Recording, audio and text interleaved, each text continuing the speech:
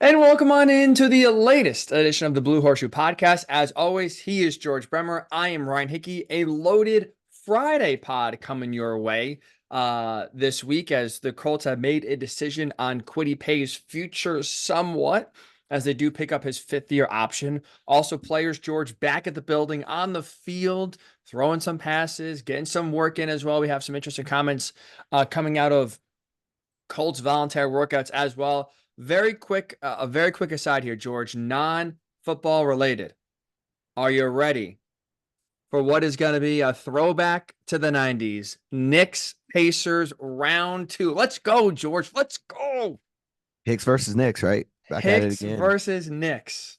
All I want from this series is Larry Johnson. That's it. I mean, you can get a little grandmama out here. Give the people what they want. Oh, I know they brought out Caitlin Clark, the Pacers did for game three. By the way, not to brag, like we both predicted. We called Exactly. that right from the jump. So good job on the Pacers for following through.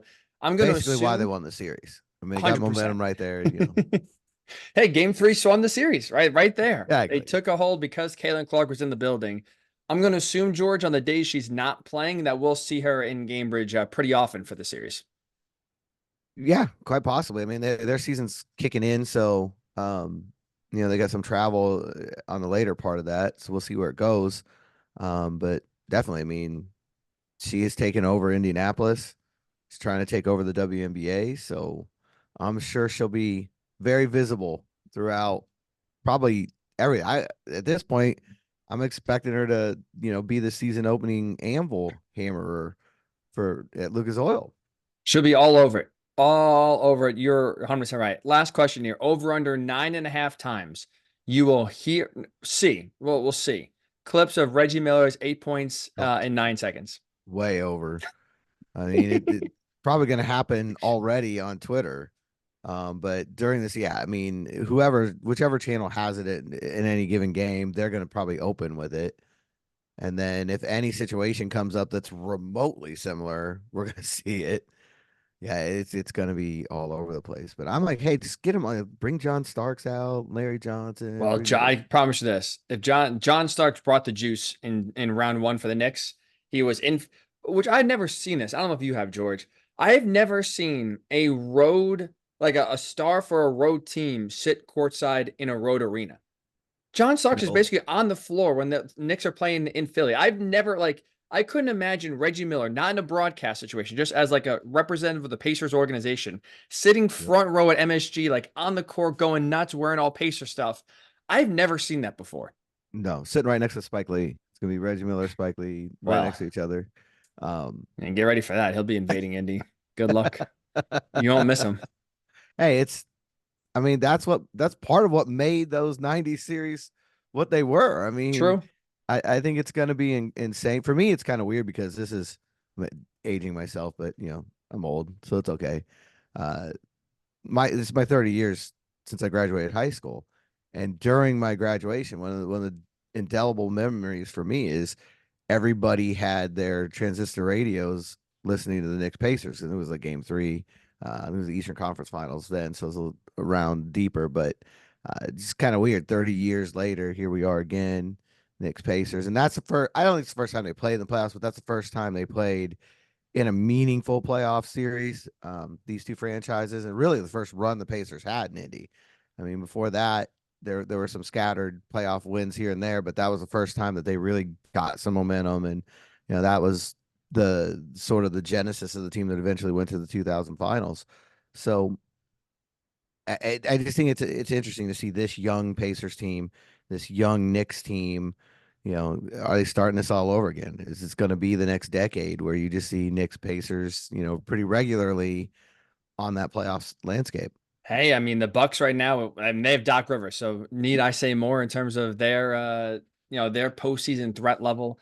Mhm. Outside of the Celtics, I'm with it. Two teams that are young, that are promising, that are going nowhere. So this is gonna be a very, very fun series. Highly paced, I'm sure. I mean, the Pacers, they don't know what a break is. They just go all So, gas. Knicks are some similar as well. This is gonna be fun. It's gonna be a lot of fun, George. Gonna be like the Um, All-Star game. You're just gonna 150 to 149. Over Tom Thibodeau's dead body, though, I'm sure he's going to try to throw I every saw defensive wrench possible. I saw a prediction on Twitter that I think is absolutely gonna happen. It said win in a win or loss, doesn't matter either way. Jalen Brunson's gonna have at least 150 burger during this series. I think that's easy money. I would agree. You know what? If we can bet that, I gotta look for that. If we can bet that, I'm with you. If that feels like an easy winning bet for sure with how he's been scoring and also, like you said, the lack of defense at times from Indiana. So basketball is buzzing. There's gonna be a lot of fun here, and also we got some good Colts news as well, George, which is why we're back here on a Friday.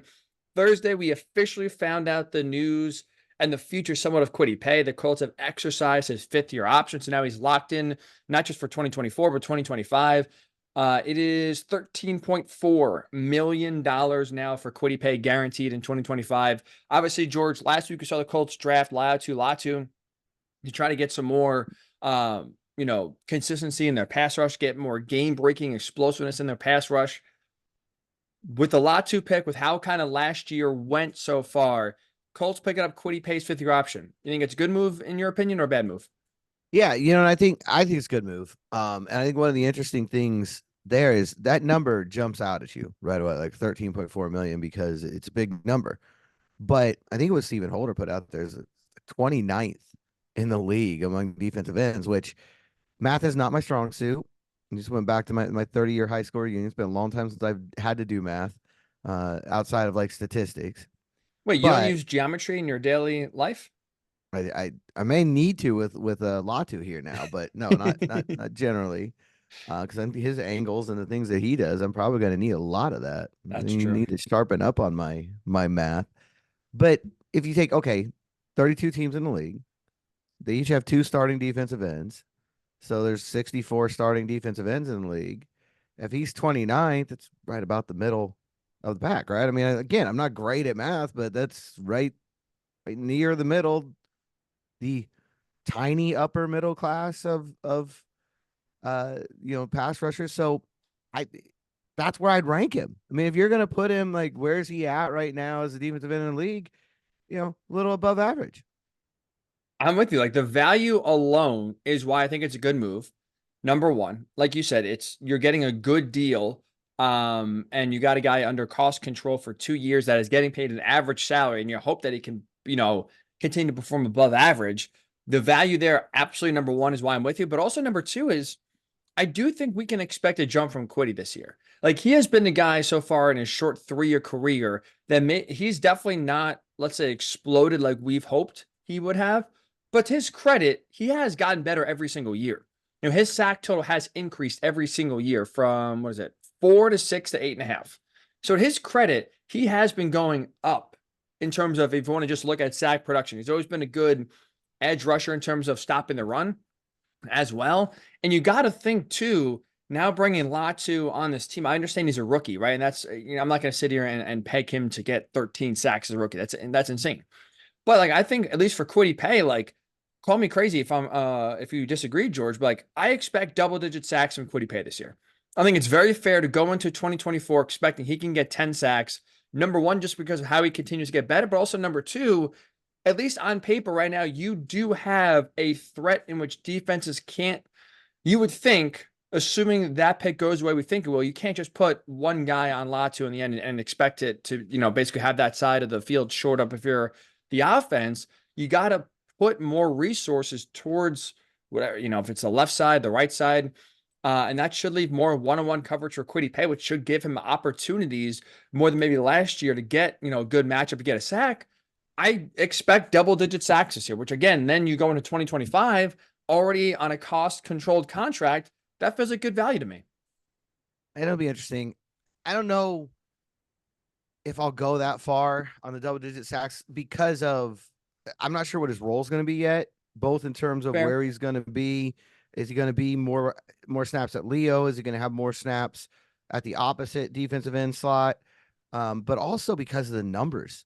You've got so many pass rushers in there that I don't know that I'm not sure yet anybody is going to hit double digits. We'll see. They had a couple guys come close last year.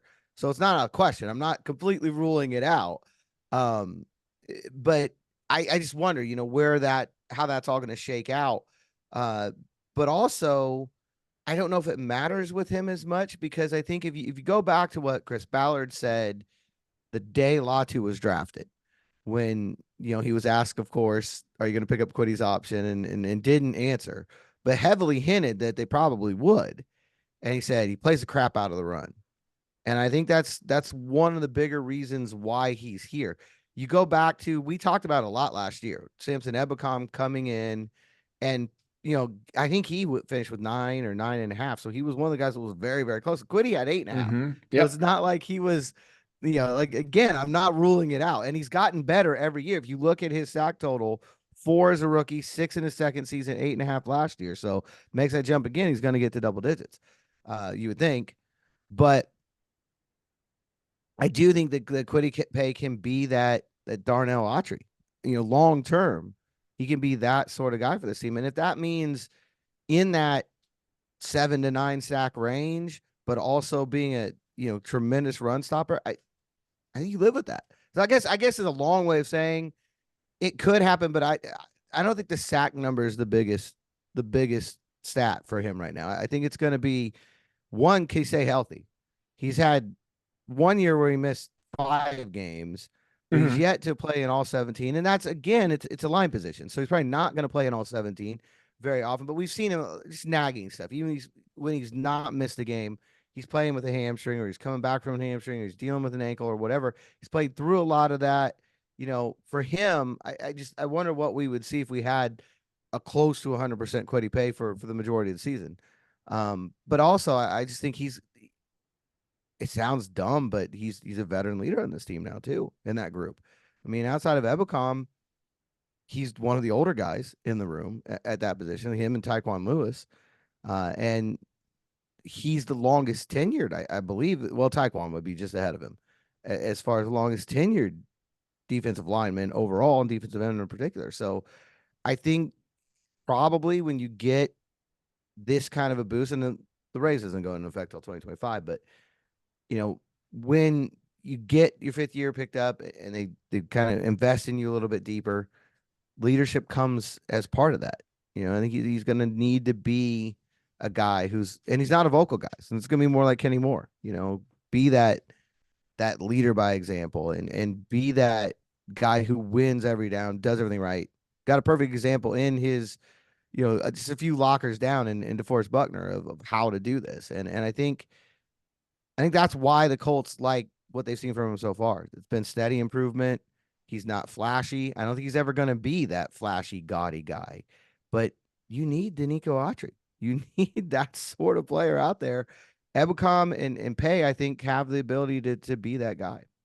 The Danico Autry comp or reference is very interesting, because that has been one of the few free agents that Chris Ballard has let go, not retained, that has really hurt this team. And you kind of feel his loss every year, especially since he's stayed in the division and is now bouncing around. I like that a lot, because for me, that's worth $13.5 million.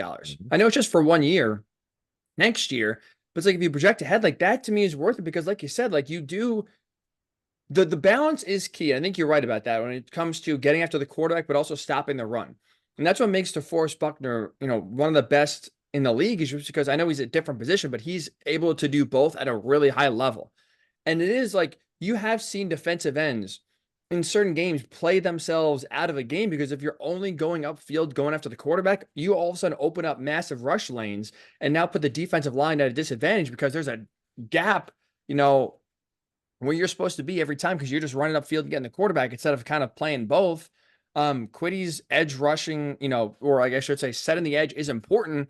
And like you said too, now when you look at salaries, quarterback salaries, right, they are by far the highest, and they are only going up. Receiver salaries are now, on a rocket ship in terms of how much now receivers are getting paid, and the A.J. jump, Brown. right? The jump too also happened out of nowhere. I feel like Christian Kirk got $18 million a year. Was that 2 years ago? And all of a sudden, every receiver was I'm worth more than him. And now you're seeing everyone just getting 25, 27, $30 million a year, and there's no bubble that's going to burst in sight.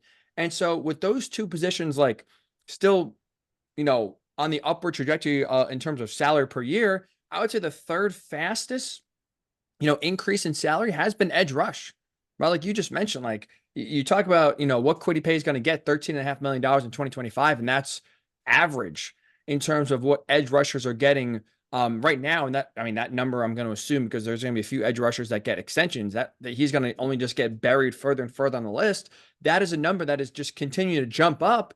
That's good value for the Colts, to where like you feel pretty good. Like if this is all he is, right? And let's just say, like I said, he's an 8-9 sack guy here. Maybe once in a blue moon he gets 10 sacks, but he's there more to set the edge, be a good run stuffer, can get after the quarterback, but that's not his, let's say, number one skill set.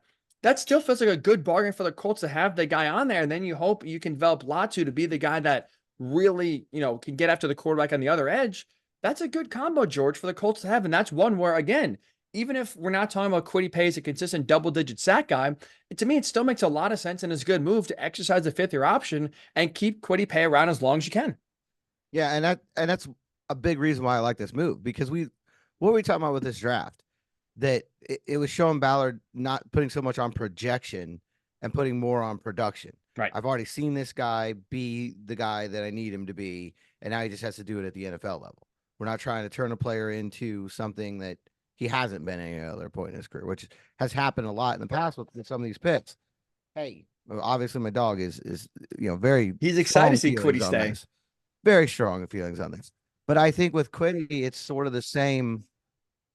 Hey, all right, you said your piece.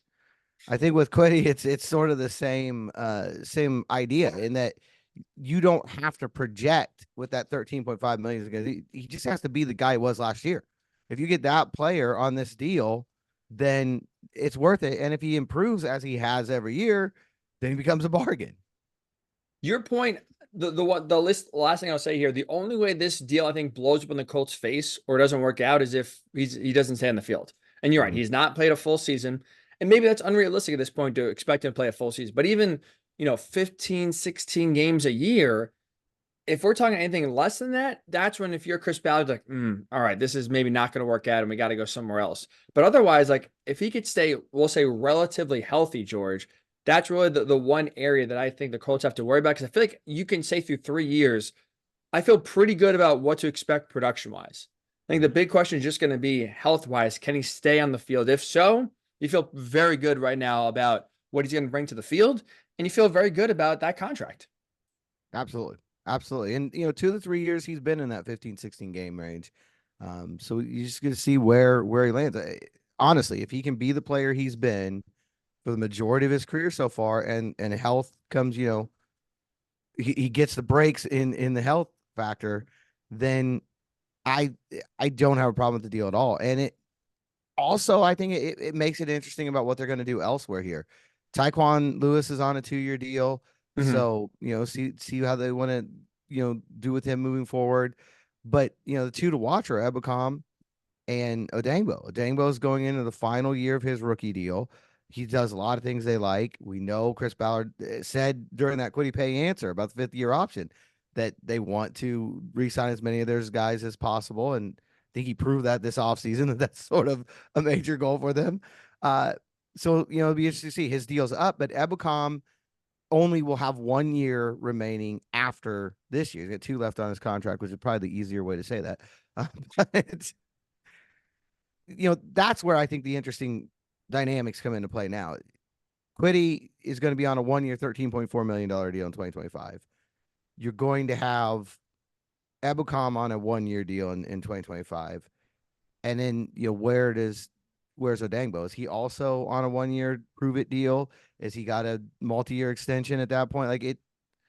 There's going to be some really interesting dynamics, because again, this is a team, if we know anything about the philosophy for the Colts on the defensive line in general, but an edge rusher in particular, they want waves of people. They want multiple people there. So I don't know. I think last week I said, maybe even been earlier this week, that it'll be interesting to see, because I felt like the drafting of Latu meant either Pay or Odangbo will not stick around past 2025.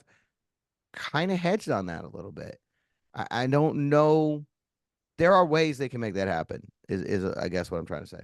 But also, to your point about the contracts with Dio, with Quitty, and with Ebukam, is also the fact that the Colts have set themselves up for after 2025 to basically keep the guys that produce and you believe in, and move on from the guys that are not there. And that it goes back to what we said on Thursday night after the draft of Laiatu Latu. Is just like the Colts have competitive depth and they put themselves in a position both in terms of talent and now contract situation to they're not locked in anywhere long term. And they can basically say, go earn it on the field.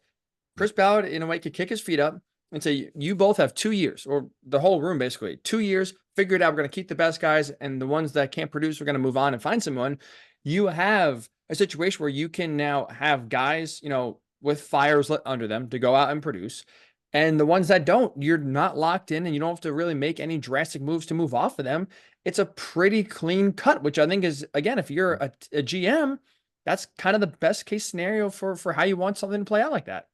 If it gets hard to pick between them, that's a good problem to have. Exactly. Great problem to have. If you get down to where you're like, I want to pay Quitty, Ebicom, and Odangbo, then it means that they've all done a really good job. Defense is probably in really good shape.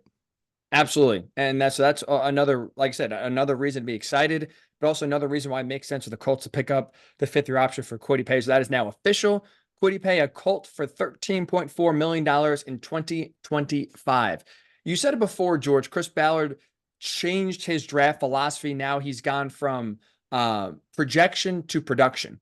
And that was not only evident in their first-round pick, but also evident in their second-round pick when they got Adonai Mitchell out of Texas.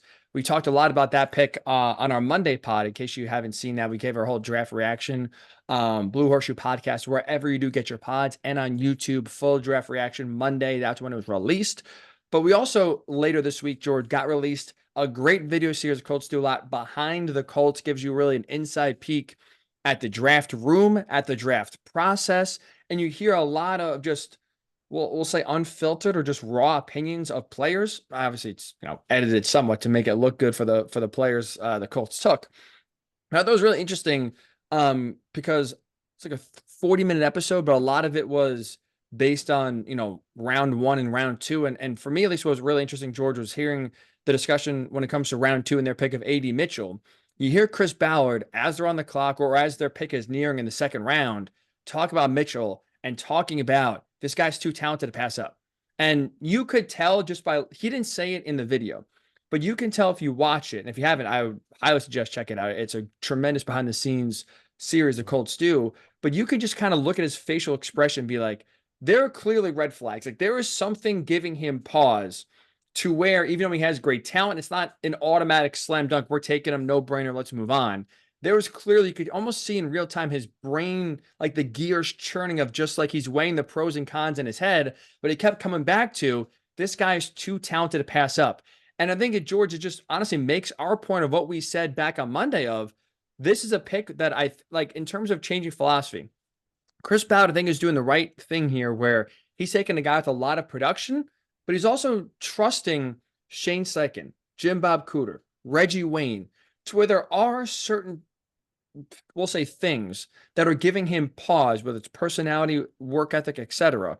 There's something like giving him pause where the talent is there, but he's still not 100% sold, but he's trusting the guys he's hired to make sure this draft pick 3 years from now is not off the team and a waste. And I think that's a good, like, I think it's a really good move to bet on the people you hire. I do think more times than not, it works out.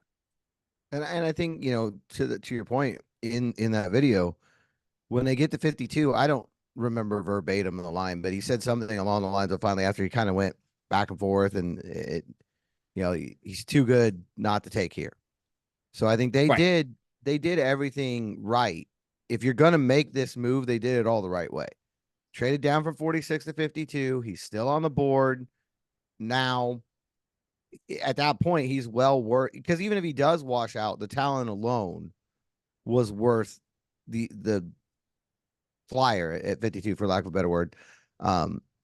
He's a bit of a lottery ticket right now. I mean, I think that's kind of the way they're looking at it. He's a more expensive one than the undrafted guys when we usually say, they've got a scratch off ticket here.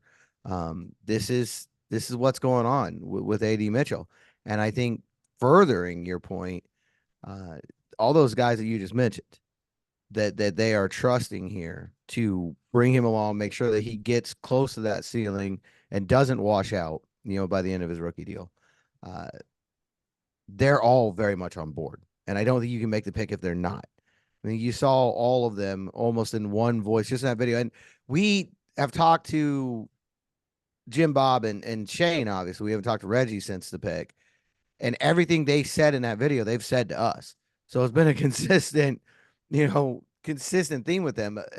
A lot of it is change of direction at the top of these routes.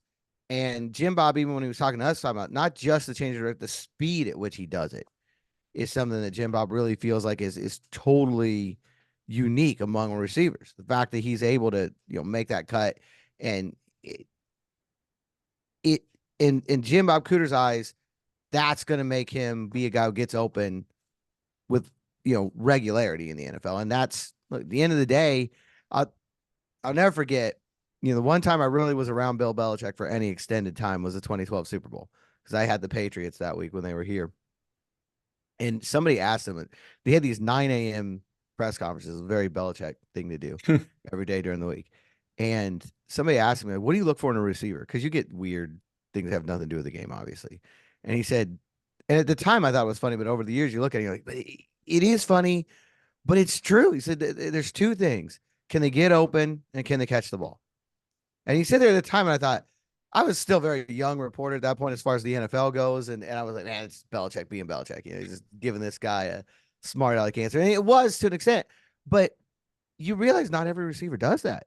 Like, it really is sort of critical. And if you listen to what everybody around the team has said, that, that change of direction, especially at the top of the route, is just off the charts, separates him from other guys, literally separation here with him.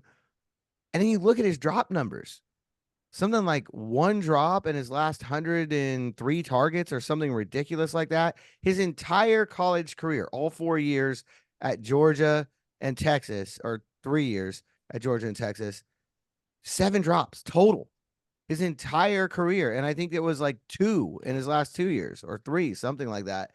It's just a phenomenal number. So to me, he meets that Bill Belichick criteria. He gets open and he catches the ball. The rest of it, you'll have to see how it translates. We know he's got speed. We know he's got that explosive ability. Ballard kept saying they wanted explosive playmakers. He's exhibit A for adding those types of guys this offseason. Now it's up to those 3 men you mentioned, Shane Steichen, Jim Bob Cooter, Reggie Wayne, and Adonai Mitchell, to get to that ceiling. And that's why it's worth the risk to me, though. Like, the foundation's there, the base is there. If he hits his ceiling, you got to steal. There's no question about it. If he hits his ceiling, he's going to be. I saw another video where Steve Smith said he's a top 5 receiver in this draft, and I think that is absolutely true. But there's also that risk that he'll no longer be here by the end of his rookie deal. To make your point, George, the Colts put this out there themselves. They're not shy about it. His drop percentage the last 2 years, so last year at Georgia, only year at Texas, 0.97% of targets he dropped in 2 years, lowest of any receiver that has at least 100 targets. 103 targets since 2022, 1 drop. So there you go. He gets open and catches the ball.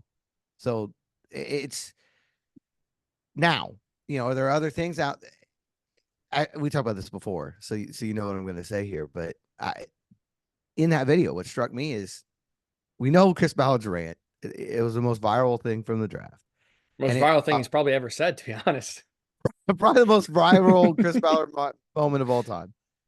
And a lot of it was prompted by these anonymous sources. And we don't know for sure what specific report, but one of the big ones was that Adonai Mitchell was disinterested in team meetings, and that's part of why he fell. That he wasn't didn't interview well with teams. And we got 30 seconds of their combine meeting in there, so we're not an expert on it by any point from watching this. But it wasn't a guy who was not engaged. At least in that video, he was very engaged. In those 30 seconds. So we'll see. Maybe the other 14 and a half minutes he was in there were completely terrible. I doubt it, because I don't think they would have drafted him if that was the case. But there's reason, I think, to at least discredit one of those knocks, and we'll see what, where the rest of it goes. I know this much: they're getting a guy with a lot of talent, a guy who has produced not just over the course of his college career, produced in big moments at big programs. I think he had 5 touchdowns in the college football playoffs, like second in history of that event. Uh, so you've got the production, you've got the talent. We'll see if the other piece come together, but you've got a guy with a chip on his shoulder who wants to make this happen now. At 52, it feels like a really reasonable risk to take. To go back to an analogy you said before, it's like buying a lottery ticket, right? With the Colts, it feels like they bought a lottery ticket, but they already have 3 of the right numbers on the Powerball, and they just need Good like point. 1 or 2 to go their way. Just because, like, now that we're a week, removed from the draft, I think we can confidently say this, George. I'm curious your thoughts on this. Between his talent, which right, it's undeniable, his athletic ability, undeniable, his production, like you just mentioned, undeniable. But also like the fact that what the Colts have in place in terms of quarterback, someone you really believe in Anthony Richardson, an offense that has other weapons outside of just AD Mitchell. So you have Jonathan Taylor, Michael Pittman Jr. Like you have other resources to where teams have to think about those guys, not just Mitchell himself. You have a head coach that I think everyone believes in and sees that he is really damn good at putting guys in a position to succeed and making the most out of what he's given. Jim Bob Cooter, I think you can, fit him in that same category. Reggie Wayne has done a great job with the receivers. Everything feels in place, George, to where if this pick does not work out, if we're talking 2-3 years from now and he's on the bench or cut or traded and just is a bust, it feels like it's on him. Like it feels like everything right now is in position to where if this pick does not work out, it's on AD Mitchell. And you can say, look, that's on Chris Ballard for maybe not truly vetting his character or whatever, if everything else is in place and he still failed. But that's also a pretty damn good gamble to have. And you feel pretty good about the chances of this succeeding if when you look at this situation, everything for the most part is in place for him to have success on the field. It all comes down to, is he driven? Is he motivated? Is he ready to work? And if that answer is yes, which right now, from the little we've gotten, it seems like that answer is going to be yes. But it feels like everything is in place, George, to where if this does not work out, I don't think you can really blame the Colts for not working out. No, I mean, like I said, for me, it's a great risk to take where they took him. Take him in the first round, maybe it's a little too much, but they didn't take him in the first round. It took Latu in the first round. Didn't even take him at their spot in the second round. Added some picks and then went and got him. So I think it's a risk that's well worth the gamble. But to add on to the support around him, we talked about Michael Pittman. You can go back and check out our regular podcast this week, where we broke down the draft. Pittman's obviously going to be a big part of this, no question about it. He's the big brother now, and he's the leader in that room. But I think Alec Pierce also is important in this equation. We talked about him as well on I guess it was Tuesday for us podcast this week, because obviously he was one of the guys who's negatively affected by this pick because now you figure he's going to lose some percentage of his snaps. There's going to be some, but one thing we know about Alec Pierce, he's a professional. You hardly ever see him publicly cause a stir. Pittman at times will let you know he's not real happy with the way things are going, and that's Ballard to say likes that about him. Wants to see that. Josh Downs is a guy who I think is going to make his feelings known. Mitchell, from the little bit we know about him, is one of those guys who's going to definitely make his feelings known. There's a good chance Chris Ballard's going to hear from one of those 3 guys almost every week this year, because they didn't feel like they got enough production. They didn't get enough targets, whatever. Pierce, I think, is a guy who's always just gone about his business.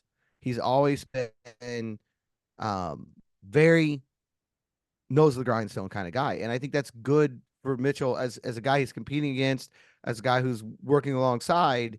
That's going to be a good example as well. And Josh Downs, I think that room is kind of well set up because all 3 of those guys who are established in that room have already shown really good workout habits, really good production. And I think Mitchell now there's a standard he's got to meet just with those 3 guys in the room, let alone the coaching staff. So to me, it's just another bonus, when Pittman obviously is going to be the most important element in that because he's the leader of that room in general. He's the number 1 receiver on this team. And I think he's the kind of guy who won't shy away from kind of grabbing AD and taking him aside and saying, hey, this isn't how we do things, if he feels that that's going on. But I think all three of them, I don't think you can underestimate how important the competition with Pierce is going to be to make it. There's going to be no chance during training camp for AD Mitchell to take a day off because Pierce ain't going to. I can tell you that right now. And Downs, you look at the rookie year that he had last year, that's a great rookie season. It was one of the best rookie seasons for a receiver in Indianapolis history. So there's a bar there that's been set. All of that to me is just adding into this, reasons to like this pick and to feel optimistic about the outcome. We don't know what's going to happen with any of these guys. If we did, we would be running NFL teams and we'd be making a lot more money. But there's really good reason to be optimistic when you look at everything that surrounds him here in Indy. It feels like, right, the old expression, you can lead a horse to water, but you can't make him drink. It feels like right now at this pick, the Colts are leading AD Mitchell to water, right? Like you said, everything's in place for him to be on the right track, to guide him to being the best player he can. Players, coaches, offensive talent, system, like everything is there for him to succeed. And it just feels like you said, look, Pittman can yell at him, try to keep him in line. Reggie Wayne can try to keep him in line. Alec Pierce can push him competition-wise. Josh Downs can raise the bar of just like, this is what I did my rookie year. What are you going to do, Rook, yourself? It all can be there. And it just feel like that's why I feel good about this pick. It's like, as long as AD Mitchell is willing to drink, the water's right there. The water is right there for you to have success in, have a great rookie year, and hopefully, continue that to have one of the best wide receiver duos in the league in a few years, hopefully. But that's what's exciting too, is like you said, everything is there, competition-wise, character-wise, leadership-wise, coaching-wise, system-wise, talent-wise. It's all there for this to work out, and it feels like a very, very, very good, but also not only good gamble, but a gamble where the odds are actually once in your favor, right? Vegas does not have right now the edge. It feels like right now the edge is for the Colts in this working out. Speaking of working out, George, finally here, we do wrap up the pod. We actually had workouts, players on the field. How about this? Anthony Richardson and Jonathan Taylor on the field and the offense at the same time, something we saw all of 2 snaps last year. Unreal. Now they're in shorts and t-shirts, but hey, it's better than nothing, George. We got players working out. Something Quentin Nelson, save Quentin Nelson. Something Kenny Moore said this week as players are working out stuck out to you. What did he say that you kind of really caught your eye? Yeah, I thought it was interesting because, what's been the topic du jour of the offseason? What is Chris Ballard doing in the secondary? Why haven't they added enough people? And we've been right at the top of that list. Hey, they've got to go out and they've got to add to this group. And I still believe that. I think I'm not alone just listening to the fan base. But Kenny Moore said, look, he thought that really the problem last year wasn't talent. He said that specifically. It was durability and availability. And he felt like if they're healthy, they've got the guys they need. It's an interesting argument. It's an interesting way of looking at this. We've heard it from Chris Ballard, but this is a different voice, coming out saying the same thing. But you also look at it and you think, okay, they liked a lot of what they saw from Dallas Flowers last year before the Achilles injury. Now, much like Anthony Richardson, it's a tiny sample size. They've got a little more time with him because he was here the year before that. He got that one start in Minnesota. They've seen more of him in practice. They have a little better base of what they're dealing with there. But very similar to Richardson and the idea that what you saw wasn't enough, but it's very encouraging. And then you look at Juju Brents, he hardly practiced last year. I mean, he missed the entire spring. He missed good chunks of training camp. He missed good chunks of the regular season. He's got, as we talked about when he was drafted, he's got the size and the athleticism and the skill set that he should fit into what Gus Bradley wants to do. If those two guys are who the Colts believe they are, it's a big if. I'm not sitting here saying change your mind on all of this. I like the fact that Kenny Moore comes in with a different perspective, a guy who's in the locker room with these guys, a guy who's on the practice field with these guys. And no, he's not going to come out and throw anybody under the bus. That's not Kenny Moore's way. But he also doesn't have to say anything in that situation. He could give a pretty generic answer when he's asked about the secondary and say, hey, we're going to improve. We've been together for a year now. Everybody's going to take another step in this defense. There's very general things you can say, that are really saying nothing. He didn't. He went out of his way to say, look, we have what we need in this room right now. The talent is not the question. It's availability and durability. And I think I don't necessarily agree with him right now because I haven't seen it myself, Mm-hmm. but I think you can go and find evidence to support that argument. It's a risk, right? We've talked to that, and Huge. it's a way bigger risk right now than bringing in AD Mitchell. Like, there's a lot of questions, and also, like you said too, like in one sense, Kenny Moore is not wrong. Where yes, I mean last year, right? Dallas Flowers goes down after week one. Juju Brents missed half the season. Like, so there are a lot of injury concerns. Obviously, Isaiah Rodgers before the season even started, a guy they were counting on is now all of a sudden off the team. Um, so there was definitely reasons for that. What concerns me is just like there's no guarantee of this increasing in 2024, and that's the only concern of just like without bringing anyone, but basically bringing the entire room back. Sure, I guess you could say you get an extra body in Dallas Flowers, but it's like he's coming off an Achilles injury, which is the toughest injury to come back from. Even still now with surgery, and you look at Aaron Rodgers and his very public Achilles recovery or yeah, I guess recovery, if you will, where he never came back. But at 40 years old, he was close coming back, et cetera, whatever. Like it is getting easier to come back from that, but it's still not easy whatsoever. And what's scary about Juju is like, I mean, the hamstring was the big one, and those don't exactly just are a one-off or don't exactly go away. It is like it is concerning when you don't bring in anybody of just like, well, if they get injured again, and Juju has a few different things that he got banged up with you're in the same problem as you were last year. So you could say like, oh yeah, continuity needs to be better. And if they're healthy, like all of a sudden we could take another step. And now everyone is a year, more experienced in the system. They feel more comfortable. Yes, that is all correct. But if again, injuries, not that you project or predict injuries, it's very hard to do. But if things are somewhat similar to where they were last year, you're in the exact same spot. Nothing changes. And that's the concern where if guys go down, we talked about competitive depth at defensive line and receiver, right? That's going to be getting on the field is going to be very tough at those positions. Defensive back, not only are they inexperienced and for the most part unproven, very little depth as well. It's not, you don't want to have a position room that's inexperienced and thin. And that was the problem going into this offseason. And that's really, for the most part, the same problem coming out of this season or this offseason. And that's again why I think we're both still on board with the idea that they still need to add. If they would go out and sign someone like Steven Nelson right now, I think we would be like, yeah, that's the right move. That's a smart way to do it. Right now, you're looking at that depth chart as far as who you feel somewhat confident, either because of projection or what they've done. Kenny Moore, obviously, he's the one guy who's you don't worry, he's there, he's taken care of. But then there's only three other guys really in the picture, and that is Flowers and Brents, who we just mentioned, and Jalen Jones. When you get to DJ Baker, I don't know how comfortable you feel about him, being out there. Not And very. and Micah Abraham's a rookie, Right. who's a 6th-round pick.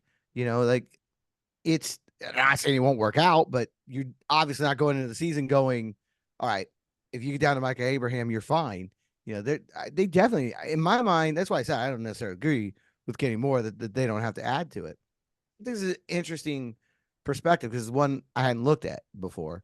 But I will say this too, to further, the argument you just made, even if they are healthy next year, even if they get great outcome in that regard, Flowers is still coming off an Achilles. He may not be the same guy in this season. We've seen countless guys coming back from Achilles, Dio Dangbo most recently, who it takes another year. You hear that all the time from him. I don't really feel like myself until, in his case, 2025.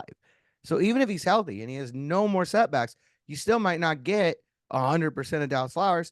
And Juju, if he's healthy, he's a rookie for all intents and purposes. I mean, Ballard himself has been saying you got to check the brakes a little bit on Anthony Richardson because he's still going to be, at least the first half of the season, a rookie quarterback in many ways. And it might be a really good rookie quarterback, but he's still a rookie quarterback. That's just as true of Juju as it will be of Anthony Richardson. He's going through all of this stuff for the first time because he was hurt last year. So even if those two guys are healthy, even if that luck goes your way, it's still a big risk. It is. And that's like we talk about the lack of depth. Like you said, even if they both stay healthy, but they're not playing great right now, you look around, there's no one that they're going to the bench for. Like if Quitty Pay is struggling, okay, we'll put Samson Ebukam in or Dio Dengbo. Like you have resources there to be like, okay, we have some relief. Like you mentioned before, Chris Ballard wants waves, right? In this case, when the defense line wants waves of pass rushers. You also want waves of defensive backs in this game when you have three, four, depending on the situation, five guys on the field at the same time. You want to have waves. If guys go down, whether it's injury or just poor performance, you want to give yourself some sort of out or option.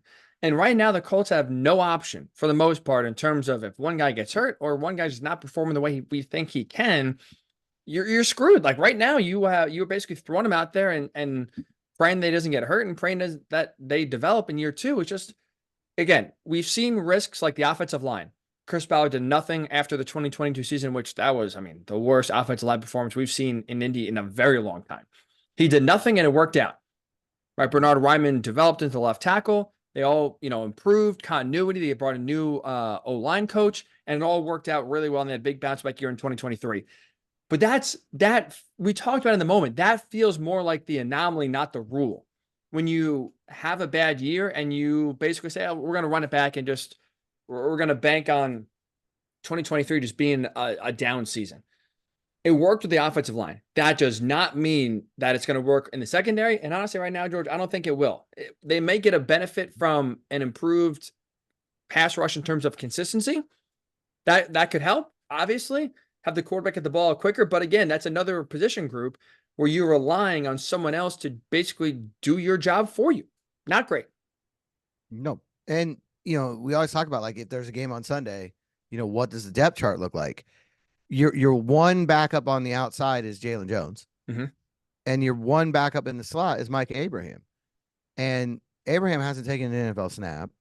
And Jones has 2/3, 3/4 of a year of experience behind him. I mean, he started most of the year, but it was after the injuries came in. It wasn't like he came in, week one and they said, all right, this is our guy. So he's also in a different position.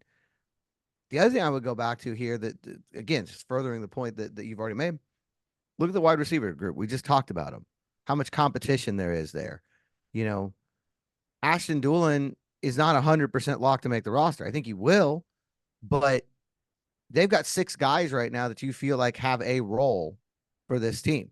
I mean, obviously the 4 that we were already talking about, Pittman, Downs, Pierce, and Mitchell, but then Doolin and Gould, who I think they would like to keep both of them because they have different impact on special teams, but they're both very important on special teams.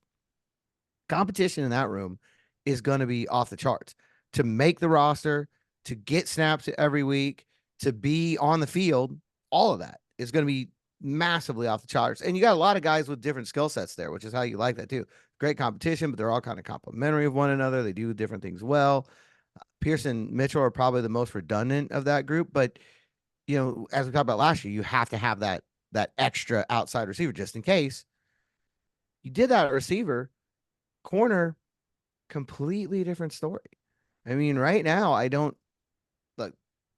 It can change. And Ballard did say after the draft that they're still looking to add in some areas, and you think this is one of them. But as it sits right now, there's not much competition for roster spots in that group. And there's not a ton of competition getting on the field. So, I mean, yes, the young guys are hungry, and I think that's going to help. They're going to definitely battle with each other. And I think Gus Bradley mentioned, that there's a lot of opportunity, and they understand that. So I think a lot of young guys right now are feeling like, hey, you're Jalen Jones. You're not conceding a starting spot to Brinson and Flowers. You're going to go get it. You're Mike Abraham. You're not conceding that you're going to be on the bench to start your career. You're going to show them you can play on the outside, and you're going to go get it. So there is definitely motivation there, but it's completely different feeling than the defensive end room, than the wide receiver room. And so, yeah, I still very much in favor of adding somebody. I don't think that's controversial or even unique. But I think it's an interesting perspective from one of the players. And I think that's what the players have to think. If that's not in their thought process, then there's a real problem. We're worried right now because there's not enough depth and then they could have done more, but if the players themselves were real buying into that, it would be even more concerning. Look, maybe Kenny Moore and Chris Ballard are going to end up looking like geniuses. Maybe in January we're going to talk about, oh my gosh, those kids really blossomed. This secondary had a great year. Right now, and even if that happens, I don't know what the harm is in going out and getting a veteran to add to the group. Agreed, especially because you look at, Kenny Moore, he was healthy last year. God Mhm. forbid if he gets hurt. I mean, like you said, if Micah Abraham is his replacement, you're talking about whether it's Flowers, Brents, Jones, it's irrelevant. We're talking about guys potentially, George, that all three combined on the outside, or just the corner positions, combined 10 starts maybe total Yeah. between the three of them. Like if it's early in the season, like that's insane. Forget about the veteran leadership you have and the veteran presence you have at safety. Like you're going to have your corner position potentially three guys with a combined total of like 10 NFL starts. So you are one Kenny Moore injury away from really being extremely inexperienced and very young at a very important position. I'm with you. We talked about safety a lot, and Justin Simmons' name, I think, should be number one on the Colts list. But I'm with you too. Not just safety, corner. And I think, again, Chris Ballard, when he extended to DeForest Buckner, did two things he never does in contracts for the most part. He knocked down DeForest's salary for this year, so he kicks him down the road and put void years in to help spread out his salary and help spread out his extension. Those two things, void year and reducing the Buckner's salary for this season, are two things Ballard usually never does when it comes to a contract. So he opened up cap space. You got to think he's going to use it. Now, like you said, with still a lot of big names and highly experienced players at both safety and corner still very much available, you got to think if you're Chris Ballard, you double dip. We talked just about safety, right? We talked about in the past Justin Simmons or getting someone at the safety position. I'm with you, George. It feels like for this offseason to truly feel complete and you to truly feel good about the secondary, you got to double dip in safety and corner when it comes to the veteran market. Yep. Yep. No, there's no doubt. And a couple things I want to just clarify in that too. Quitty Pay did not affect that cap room. That number is next season. Right. So, Good call. that did not change anything there. And just to kind of round out the point on the corners, they did this last year. They went and they True. gambled last year and it did not go well. It did not work out well for them. So I don't know if you want to go back down that road again and go through the same process and hope for a different outcome. We'll see. Again, I understand the upside, and that part of the Kenny Moore conversation I think is dead on. There's definitely talent in that room. To say that there's no talent there is not accurate. But is it something you can bank on in 2024? 2025, 2026, this could be a really good secondary. And I know that that's part of, what they're trying to do is let these young guys learn. I don't think adding, and Chris Ballard may not agree. He believes in these guys. He's proven that again and again and again. But I don't think adding that veteran presence is going to stunt anybody's growth here. I think it's in the same way we were talking about Pierce, being such a good thing to aid Adonai Mitchell's development because you're going to be there and you're going to compete and you're going to have to do this every day. I think a veteran coming in would be the same way for these young corners. I agree. I'm with you that it would not hurt the growth. I think it would only make this room better, make the players better for it, increase competition. I think it's all a win across the board that we are in lockstep with for sure. All right, that'll do it for this edition of the Blue Horseshoe Pod. Exciting news next week, George. Rookie mini camp. Is that correct? Rookie minicamp Friday and Saturday. Next Friday and next Saturday, George will be boots on the ground there. So our recording schedule, it's a little wonky this week, right? We did a pod Monday, now Friday, a little double dip this week, but the Colts news asked for it. So our plan right now, next week, unless some big news happens, unless we get a signing, unless we get some additions to this roster, we'll plan on recording our next pod after rookie minicamp so George can kind of give you his sights, what he's learned, what he's heard from right now watching Adonai Mitchell in a Colts helmet for the first time, Latu in a Colts helmet for the first time, and just kind of get the reaction to now the draft class being on the field and getting closer to 2024. George, obviously last year, all the eyes and attention was on Anthony Richardson. So we don't have that one guy that everyone's hyper focused in, but still this is an exciting rookie class. A lot of guys that are promising that are, different skill sets. and you're just excited to see you get on the field and run around a little bit, it's going to be next weekend's going to be very fun. Yeah, hey, we get rookie numbers, which seems to be the most talked about element in there. I saw somebody point out as well yesterday, and very good advice. Don't buy these jerseys yet. There's a lot of numbers that are probably going to change between whatever you hear next weekend and when week 1 finally rolls around. So don't do that. But along those lines, if Adonai Mitchell chooses number 0, it's over. At that point, all the red flags are gone. All the question marks are gone. If he chooses number 0 as a multi-time Pro Bowler right there. What if he comes out in number 5? What if he buys AR's jersey off of him? Now, I don't know what you got to pay for that, but he goes to 5. AR steals 15 from Flacco and Latu. I mean, you could have a whole domino reaction right there. 0 would be fresh. If he comes out in 0, we're talking multi-time Pro Bowler, right? Like guaranteed lock. Put it down. One number I love for receivers, I love the number 4. I don't know why. I feel like it just looks good. If he comes out in 4, I feel like he'll have 4 touchdowns in week 1. That's just there's my hot take for you. I think it's one of those numbers where if you are number 4, you automatically produce. I mean, I could say that Vinny was a pretty good 4 here. So not bad, right? Not bad. You get the receiver version of Adam Vinatieri. You take that 20 years as a receiver. I don't think that's ever Points been done machine. Before. Points machine. I would agree. For Jerry Rice holding on into his 40s. Yeah, I would agree. That's something we've not seen very often. That is for sure. 20-year run of Adonai Mitchell with the Colts. But hey, sign me up. Let's go, George. Let's go. That's my hot take. He takes number 0, just put it in the bank.